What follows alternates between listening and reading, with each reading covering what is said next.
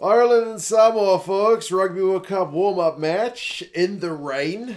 Ireland get it done 17-13. Not the most convincing performances, and what's been a tough weekend for some of the kind of top-ranked teams. New Zealand got walloped. I don't think that's a spoiler at this point. And let's just say some of the other results have been pretty interesting. But yeah, Ireland get the job done 17-13. We'll go through some key events, stats. You guys can let us know your thoughts. As I said, it was piddling down in Bayonne. Absolutely horrendous weather. And some of the stats tell a story in that regard. A fair bit of knocked on ball, which maybe makes sense. Interesting kind of tit for tat start from both sides. Ed Fido, the big winger, had a nice big carry, better than his kicking game is, to be honest. But the first try of the game, that's an Irish one. Jimmy O'Brien. Again, with the wet weather, maybe making the best of a kind of box kick. I think it was Fido who knocked it on from Conor Murray's box kick, and then Crowley, nice wide ball to O'Brien. He goes over for the first try of the game, 7 points to nil. Happy days for the Irish. That's the way it is supposed to go according to the script, with Irish being where they are in the world compared to Samoa, despite the rain. But then it gets a bit messy. I mean, Samoa's lineout at the start of the game, at the middle of the game, at the end of the game, it had issues, especially at the end of the game. But man, on 12 minutes, they had a 5-meter lineout, great attacking chance, and it just was a bit of a shambles. Like, they forgot to jump.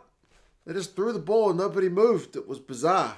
I mean, they won a lineout steal from the next Irish lineout anyway, but it was just like, what a let-off. You got these great attacking chances. You can't throw that away. Samoa's defence, though, held on their own line when Ireland had a 5-meter lineout. So that kind of made up for it, I guess. Balance. If you miss one chance down one end, at least you stop a chance down the other, because often that's the way it goes when there's a big team playing a lesser ranked team anyway.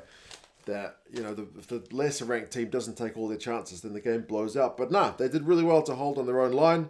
And then Ireland gave away a dumb penalty when the ref had told... Which one of the Irish players was it? It was Stewart, wasn't it? Don't scream at me.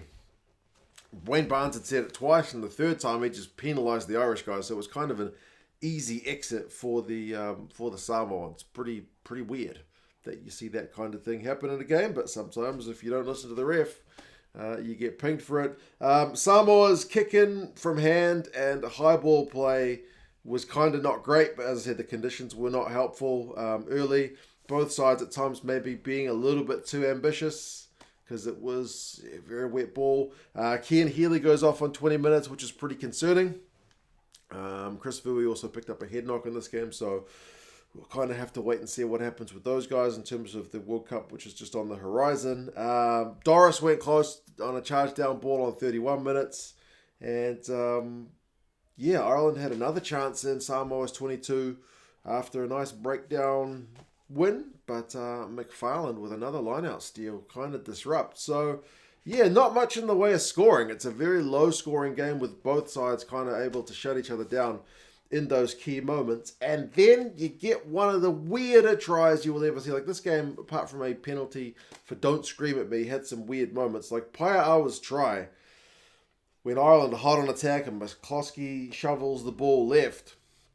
Paia'awa goes in for an intercept and just gets a full face of it. He doesn't get a hand on it, which is kind of a miracle. He's got his hands out to the side, which is a good thing, because if he gets any hand on it, it's a knock on, but it's just full falcon.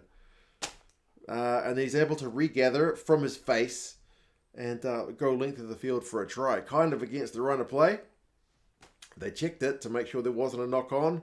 Off the face, no knock on. Interesting. 7 points apiece. Which just puts the pressure on because Ireland had been turning the screws a wee bit. Ireland lost a line out on 40 minutes. I think O'Brien dropped a high ball and then conceded a penalty at the scrum. So it was gone from that conceded try a little bit to custard. A few kind of Irish errors combined, putting them under a bit of pressure. And then Samoa opted for a 3 from that scrum penalty, which meant it was 10 points to 7 at half time, which most people probably wouldn't have seen coming. Run meters are 209 to 123 to Samoa at half time, remembering that Paia'awa has got about 106. largely from the intercept. Possession's pretty even. Territories with Ireland 60-40, but turnovers conceded is 16-14 at halftime. To put that in context, sunny day in Scotland, the game before against Georgia, at full time, turnovers conceded was 10-11. So this game's already well exceeded that by halftime. So that's what I'm saying. It's messy. It's very different conditions, but just for context. Second half, we see Ireland charge down.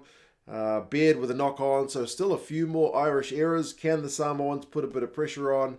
The crowd were loving it. They would have loved to see them get more points. They did get another penalty to make it 13-7. Really putting the Irish guys under a bit of stress. But that's the final score for the Samoans. And there's still a lot of games to go. And we do finally get to see a bit of Irish magic. They had a nice maul. Conor Murray, good decision to go blindside. Gets it to Stockdale, who's not even supposed to be in the team, but's come in for Keith Earls. He dinks over the top, and Murray's able to regather. So, Ireland go a point behind with the missed conversion. And the Irish only kicked one of the 3 conversions, although there was a charge down with the last one. But 1 point ball game. Samoa had some big carries. Taufua's come off the bench. Good impact from him. Tyke Byrne wins a great clean turnover. Great ball from him. That's what he does. Samoa, a few too many knock-ons, but again with the conditions, it's kind of to be expected. Ireland win a penalty at the scrum, put a chance to finally put some more pressure on and convert. And this time they get it done on 61 minutes. It's a maul. And boom, Rob Herring goes over. The conversion gets charged down. Talmatini got a nice hand to it, but that's 17-13.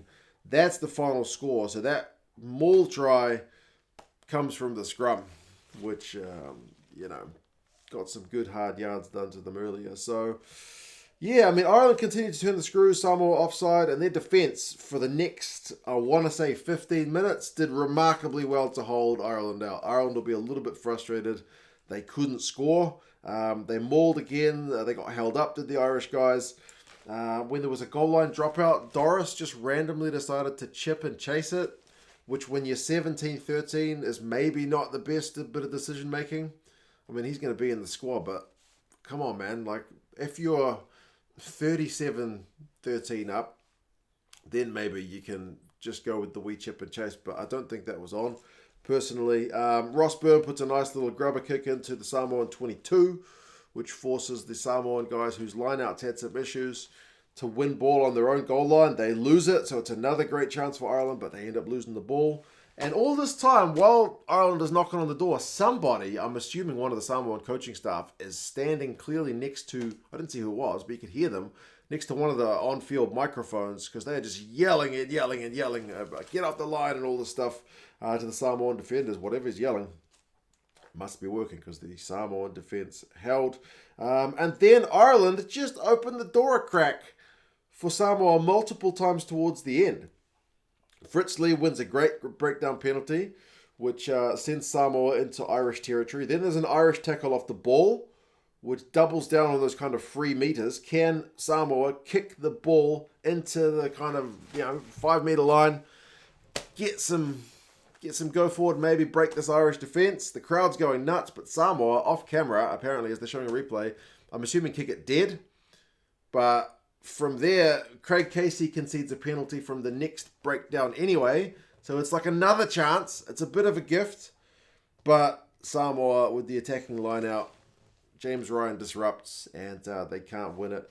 Mac Hansen clears, and then Samoa double down on making it worse by knocking the ball into touch.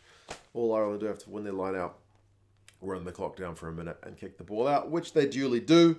So, Samoa had some chances at the death to win this one. Ireland, prior to that, had some chances to put the game away. Neither side did it. So it just remains 17-13. So unconvincing from Ireland, but the conditions were pretty horrendous. But Samoa certainly put sides like England and Japan and Argentina on notice. So, World Cup. It's going to be interesting, isn't it? Run meters finished 309 to 478. Remember that intercept clocks up a lot of the meters for Samoa. Possessions 55-45, territory 59-41 to Ireland. Turnovers conceded finishes 20 to 23, which I swear is the most I've seen in any game for a long time. Yeah, that's a lot. That's a lot. Line out 16 from 21 for Ireland, 11 from 17 for Samoa. So again, both sides missed a fair few.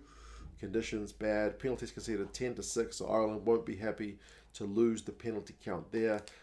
Doris has 59 metres. Van der Fleer 12 from 14 tackles. McFarland, man, 14 from 14 tackles. Great in the air. Paiawa gets that try. A couple of defenders beating 100 plus run metres. Murray gets man of the match for his goal kicking, box kicking, and help them set up or score a try. Set up a try as well. But yeah, a very interesting weekend of games. I'm off to take a nap because I've been up since 2 in the morning.